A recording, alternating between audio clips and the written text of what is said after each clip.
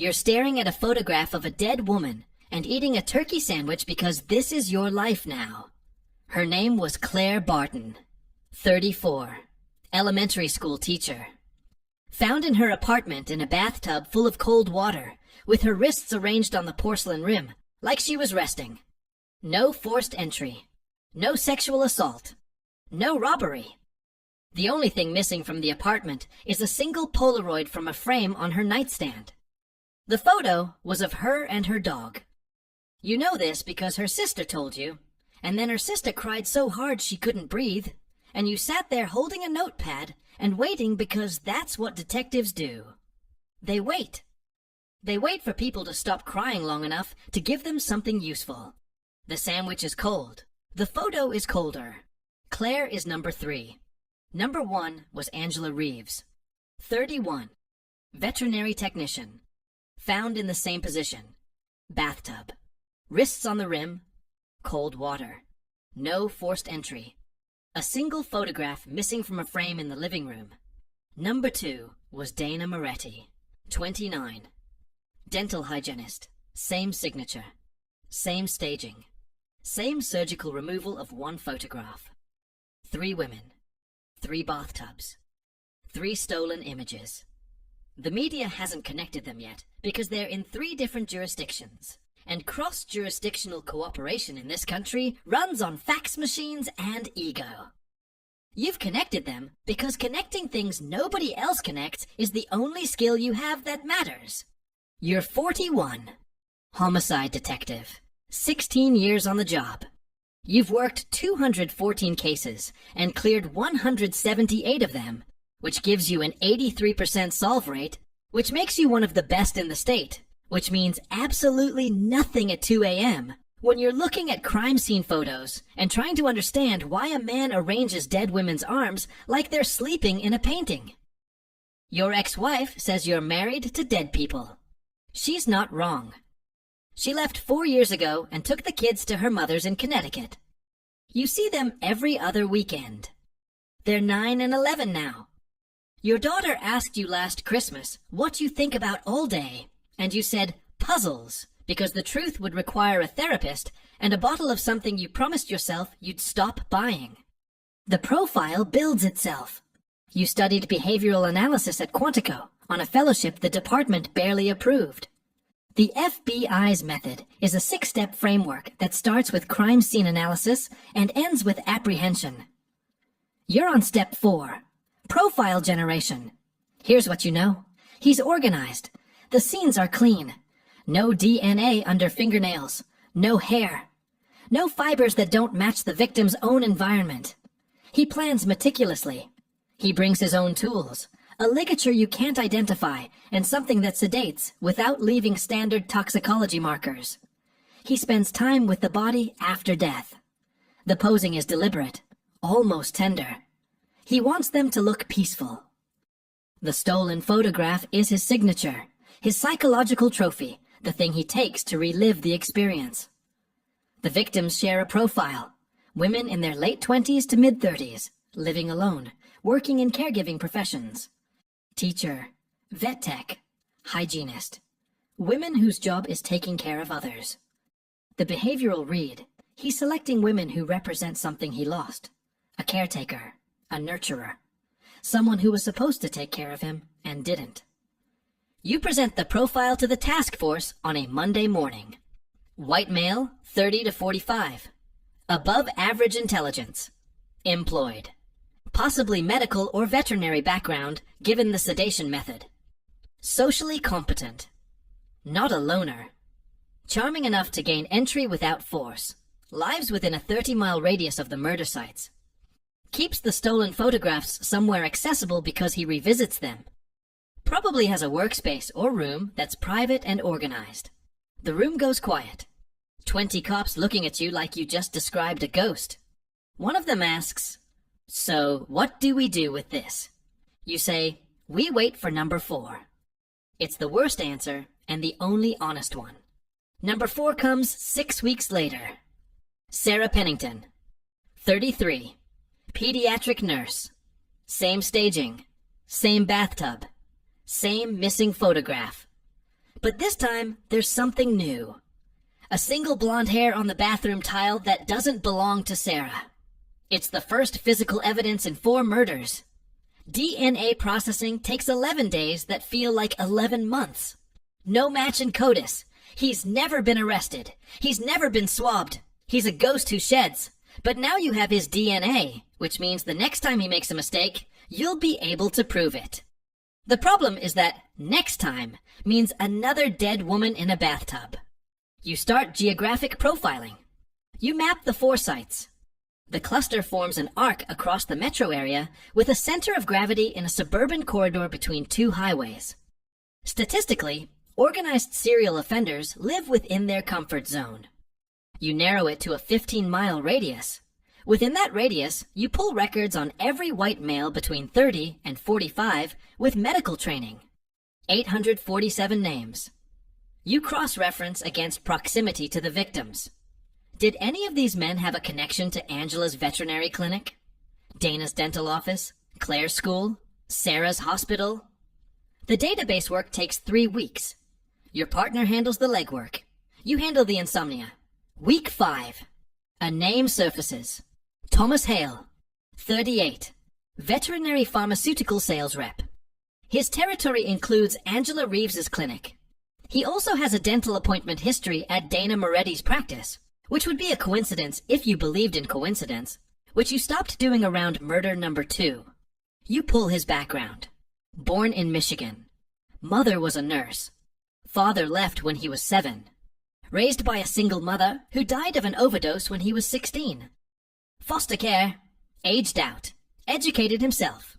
Earned a degree in animal science. Clean record. No arrests. No complaints. Registered voter. Pays his taxes on time. On paper, Thomas Hale is the most unremarkable man in America, which is exactly what the profile predicted. You can't get a warrant on proximity and a profile. You need evidence. So you do the thing that will either break the case or break your career. You get close. You start frequenting a bar near Hale's office complex. You sit 3 stools down. You don't approach him. You let him approach you. Because organized offenders are socially competent, curious, and drawn to people who seem interesting. After 2 weeks of reading the newspaper and nursing a beer at the same bar, Hale sits next to you and says, "You're here a lot." You say, "Divorce, cheaper than therapy." He laughs. You've just started the most dangerous conversation of your life. Over the next month, you become something that isn't friends, but occupies the same emotional space. Thursday nights, same bar. You talk about sports, work, weather. He's likable, self-deprecating, thoughtful. He asks good questions and remembers your answers. He remembers that your daughter plays soccer and your son likes drawing. He remembers you take your whiskey neat. One night, he asks about your divorce, and you tell him a version of the truth that's close enough to be convincing. He nods and says, "Some people aren't built for being loved." You write that sentence in your notebook in the parking lot because it's the most honest thing a suspected serial killer has ever said to you, and possibly the most honest thing anyone has said to you in years. The charm is real, and that's what makes it terrifying. Because you've read the case files, you've seen the photographs, and the man buying you a drink once described his mother's death to you with the same flat affect you've seen in interview tapes of convicted killers at Quantico. The emotional channel is there. The signal is absent. Your partner asks you if you're okay. You say yes, she doesn't believe you. She's right not to. The break comes accidentally. Hale invites you to his house for a football game. You say yes. You walk through his door, and your training takes over. Clean. Organized. Minimal decor. A framed photo on the bookshelf of a woman in scrubs, which you later confirm is his mother. And a locked room off the hallway. He calls it his home office. You don't ask about it. You watch the game. You drink his beer. You shake his hand when you leave. And on the drive home, you call your partner and tell her you need a surveillance team on Thomas Hale starting tomorrow. 3 weeks of surveillance. He drives to work. He drives home. He goes to the grocery store. He goes to the bar. The only anomaly is a storage unit he visits every Sunday morning for exactly 45 minutes. You pull the rental records. The unit is in a false name, but the credit card traces back to a prepaid Visa purchased at a pharmacy 2 miles from his house. You go to a judge. You present the profile, the geographic analysis, the proximity to victims, the DNA hair from scene 4, and the storage unit. The judge gives you the warrant for the unit, not the house. The unit. You open the storage unit at 6 a.m. on a Wednesday with 4 officers and a forensic team. Inside, the unit is immaculate. Shelving. Labeled containers. Climate controlled. On the back wall, pinned to a corkboard with surgical precision, are 4 Polaroid photographs. Angela with her cat. Dana at a birthday party. Claire with her golden retriever. Sarah holding a baby that isn't hers. Below the photographs is a desk with a journal. The journal contains 200 pages of handwriting, so neat it looks typeset. Each entry is addressed to Mom. Each one describes a woman he's been watching. How she moves, how she smiles, how she cares for others the way his mother was supposed to care for him. The last entry is dated 3 days ago. It describes a woman named Rebecca. She works at an animal shelter. She lives alone. She has kind eyes. You arrest Thomas Hale at his office at 9:15 a.m. He doesn't resist. He doesn't speak. He looks at you with an expression you'll spend years trying to decode. It's not anger or fear or surprise. It's recognition. He knew. Maybe not today. But he knew eventually someone would sit 3 stools down and wait. And the look on his face says something that chills you more than any crime scene photograph ever has. It says he's been waiting too. Rebecca is found safe.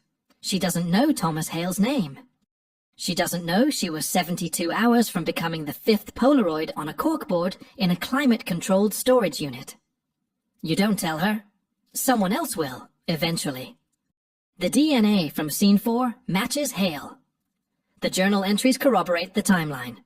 The Polaroids are incontrovertible. He pleads guilty to avoid the death penalty.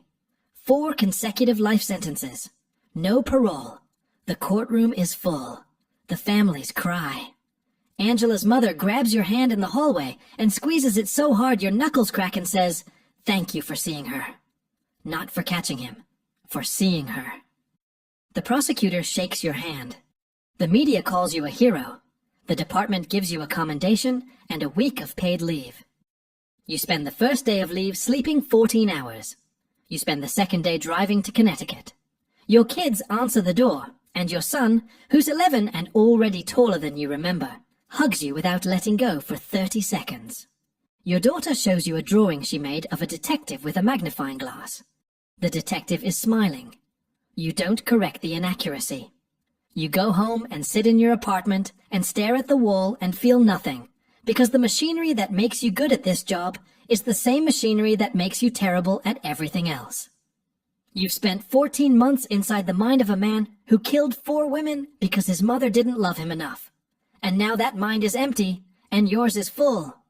Your therapist, who you started seeing 3 months into the case because your hands wouldn't stop shaking during breakfast, says it's called vicarious traumatization, the clinical term for what happens when you spend too long thinking like a predator. The informal term is simpler. You brought the darkness home and forgot to leave it at the door. Your daughter calls that Sunday. She says she saw you on the news. She says she's proud of you. She asks when you're coming to visit. You say soon. You mean it this time. Maybe. You hang up and open the case file for a new homicide that came in overnight. A woman found in her apartment. Staged. Peaceful. Something missing from a frame. Different city. Different signature. Different killer. Same bathtub. You close the file. You open it again. You close it. You open it again. That's the thing about hunting serial killers. You don't choose the work. The work chooses you. And once it does, it rewires your brain so that every quiet room feels like a crime scene. Every charming stranger feels like a suspect. And every Sunday phone call from your daughter feels like a lifeline you're not sure you deserve. You caught the monster. The monster is in a cage. But the cage you built inside your own head to think like him, that cage doesn't have a key. and the next file is already on your desk. That's a wrap for today. The story is fiction, but the profiling is real, the psychology is real, and somewhere right now, a detective is staring at a photograph and eating a cold sandwich and trying to think like someone no sane person should ever think like. If this one got in your head, drop a comment. Subscribe for more. See you in the next one.